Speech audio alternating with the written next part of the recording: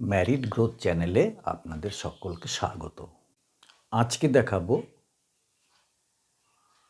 ১০০টি যুক্তবর্ণ এবং তার অর্থের পঞ্চম পর্ব। এর আগের দিন আমি দেখিয়েছি ঙ কয়ে, ঙ গয়ে, মূর্ধন্য ষ যোগ ট, মূর্ধন্য ষ যোগ মূর্ধন্য। যারা আমার এই ভিডিওটা দেখতে পাওনি, আমি আজকের ভিডিওর শেষে ওই ভিডিওটার লিংক দিয়ে দেবো, তোমরা দেখে নিও। আজকে দেখাবো হয় ময়, হ এবং ম যুক্ত হয়ে চেহারাটা দাঁড়িয়েছে এরকম। লিখব কিভাবে? প্রথমে একটা মাত্রা দাও, দিয়ে এইভাবে এই টানলাম, দেখো গয়ের মতো, এই টানলাম, আবার এই টানলাম, দেখো। এইবার এইখানে নেমে আসলাম, নেমে এসে মাথায় উঠে গিয়ে এই নামালাম। এটা হচ্ছে হয়ময় যুক্তবর্ণের চেহারা। আমরা যুক্তবর্ণ শেখার প্রথমেই শিখেছি দুটো ব্যঞ্জনবর্ণ মিলিত হয়ে একটা নতুন রূপ তৈরি করে, সেইটা হচ্ছে যুক্তবর্ণ। তাহলে হয়ময় এইটার মধ্যে আছে কোন কোন বর্ণ? হ যোগ ম।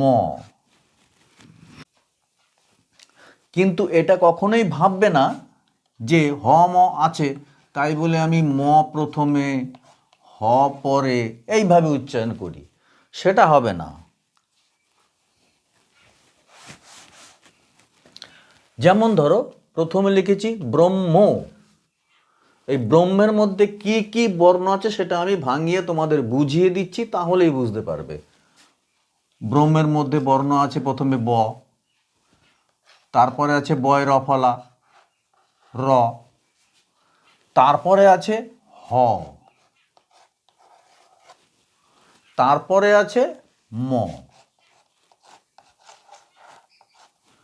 এই চারটে বর্ণ যুক্ত হয়ে তৈরি হয়েছে ব্রহ্ম। উচ্চারণ করব কি করে?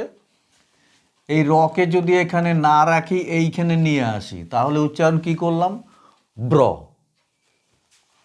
তাহলে এই ব্র, তারপরে কি আছে? হ। তাহলে কিরকম উচ্চারণ করবো? ব্রহ, ব্রহ, এরকম উচ্চারণ করলাম। এরপরে কি আছে? ম যোগ ম, তাহলে ব্রহ্ম, ব্রহ্ম। তাহলে একসঙ্গে উচ্চারণ করলে ব্রহ্ম।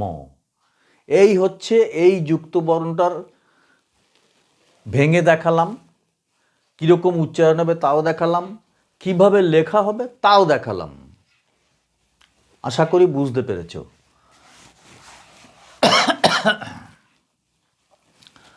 তাহলে আমি প্রথমে লিখে রেখেছি এই হয়ময় যুক্ত সংযুক্তাক্ষর দিয়ে ব্রহ্ম। ব্রহ্ম শব্দের অর্থ অদ্বিতীয় বা পরমেশ্বর, পৃথিবীর সৃষ্টিকর্তা যে, সেই হচ্ছে ব্রহ্ম। তারপরে ব্রহ্মা, ব্রহ্মা শব্দের অর্থ সৃষ্টিকর্তা, যে পৃথিবীকে সৃষ্টি করেছে। ব্রহ্মাণ্ড, সমগ্র মহাবিশ্বকে বলা হয় ব্রহ্মাণ্ড। ব্রহ্মাস্ত্র, অর্থাৎ যে কোনো অস্ত্রের শেষ অস্ত্র যখন প্রয়োগ করা হয়, সব থেকে শক্তিশালী, সব থেকে ভালো, তাকে বলা হয় ব্রহ্মাস্ত্র বা শেষ অস্ত্র। ব্রহ্মচারী, ব্রহ্মচারী মানুষেরা হয় যে ইন্দ্রিয় সংযম করেন। অনেকে আছেন নারী ভোগ করেন না, নারীদের সঙ্গে চলাফেরা করেন, আজীবন কুমার থেকে গেছেন, তিনি হচ্ছেন ব্রহ্মচারী। এরপরে দেখাচ্ছি দন্তস্ব ক। দন্তস্ব ক যোগ করলে তার চেহারাটা এইরকম দাঁড়ায়, দন্তস্ব ক। এইবার তোমাদের একটা কথা আমি বলে রাখি, কথাটা হচ্ছে দন্তস্ব কয়ে যে যুক্ত বর্ণ, এই যুক্ত বর্ণটা কিন্তু ইংরেজি হতে যেসব শব্দ বাংলা ভাষায় এসেছে বা আমরা বাংলা ভাষায় উচ্চারণ করি, আমি দেখাবো সেই সব জায়গায় কিন্তু দন্তস্ব ক এর প্রচলন, দন্তস্ব ককে ব্যবহার করা হয়েছে। যেমন স্কুল, স্কুল কিন্তু একটা ইংরেজি শব্দ, স্কুল। এই স্কুল লিখতে গেলে দন্তস্ব কয়ে যুক্ত বর্ণটা প্রয়োজন, এবং স্কুল শব্দের অর্থ হচ্ছে বিদ্যালয়। স্কন্ধ, কাঁধ বা গর্দান। স্কন্ধ ইংরেজিতে কি আছে? Shoulder, shoulder. তার নিচে কি আছে? স্ক্রু, দন্তস্ব কয়ে রস্যকার এবং রফলা, দন্তস্ব কয়ে রফলা রস্যকার। এটা কিন্তু 4টে বর্ণ যুক্ত হয়ে তবে এই যুক্ত বর্ণটা তৈরি হয়েছে। স্ক্রু, প্যাঁচ যুক্ত ধাতুর কিলক। আমরা যখন দুটো কাঠকে জোড়া দেই তখন কিন্তু ওর মধ্যে স্ক্রু দেই। টিন বা অন্যান্য কাঠ কোথাও আরেকটার সঙ্গে আরেকটা জোড়া দিতে গেলে তখন স্ক্রু দিয়ে আমরা ওটাকে টাইট করি, অনেকে হয়তো দেখেছো। তেমনি দেখো এই স্ক্রু শব্দটা কিন্তু SCREW, স্ক্রু। এটাও ইংরেজি শব্দ, এটাও ইংরেজি শব্দ, এটাও ইংরেজি শব্দ। এই ইংরেজি শব্দকে বাংলায় যখন ঢুকে গেছে তখন এগুলো দন্তস্ব দিয়ে শব্দগুলো শুরু হয়েছে। এর নিচে লিখেছি স্কেল, পরিমাপের সুনির্দিষ্ট একটি মানদণ্ড। পরিমাপ, কোনো কিছু মাপার জন্য নির্দিষ্ট যে সমস্ত পৃথিবীতে স্বীকৃত একটি গাণিতিক মানদণ্ড, তাকে বলা হয় স্কেল।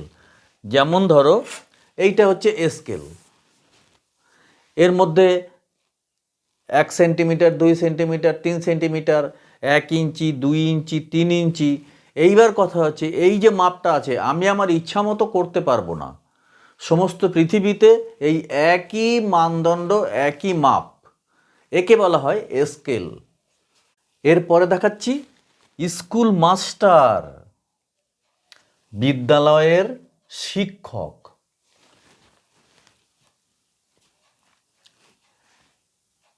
স্কেল ইংরেজি থেকে এসেছে কিরকম? SCALE, scale. School master, school, school master. প্রত্যেকটা শব্দ কিন্তু দন্তস্ব ক দিয়ে যখনই বাংলায় ঢুকে গেছে এগুলো ইংরেজি শব্দের ব্যবহারিক শব্দ। এবার দেখাবো দন্তস্বয় প,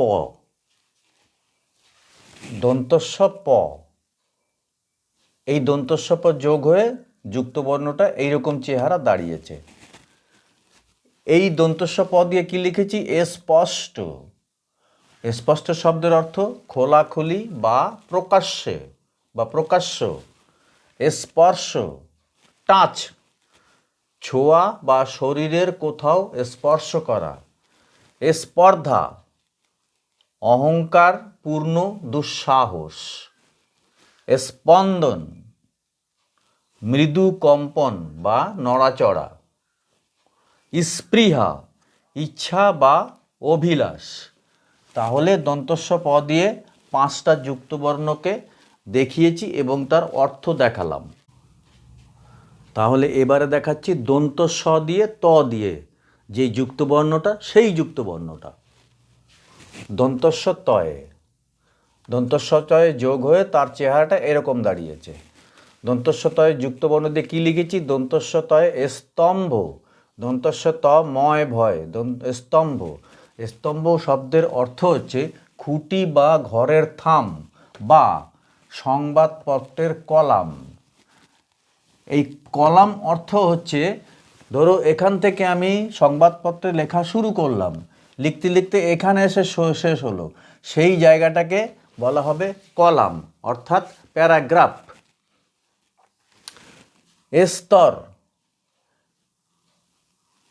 স্তর শব্দের অর্থ মাটি, বায়ু প্রভৃতির পরত, পরপর সাজানো, তাকে বলা হয় পরত। থাকে থাকে সাজানো, তাকে বলা হয় স্তর। স্তম্ভিত, স্তম্ভিত, বিস্ময়ে অভিভূত। স্তন, স্তন্যপায়ী প্রাণীর দেহে দুগ্ধ উৎপাদনকারী মাংসপিণ্ড। স্তন্য, স্তনের দুধ বা মায়ের দুধ। অতএব বন্ধুরা, আজকে আমি এখানেই আমার যুক্তবর্ণের যে পর্ব শেষ করলাম। আশা করি আমার ভিডিও দেখে আপনাদের ন্যূনতম উপকার হবে। অতএব একটি লাইক ও সাবস্ক্রাইব করে আমার সঙ্গে থাকবেন। দেখা হবে আগামী ভিডিওতে। যতক্ষণ আগামী ভিডিও আমি না নিয়ে আসছি ততক্ষণ আপনারা সবাই ভালো থাকবেন, এই ইচ্ছা পোষণ করে আজকে আমি এখানেই শেষ করলাম। ধন্যবাদ, সবাই ভালো থাকবেন।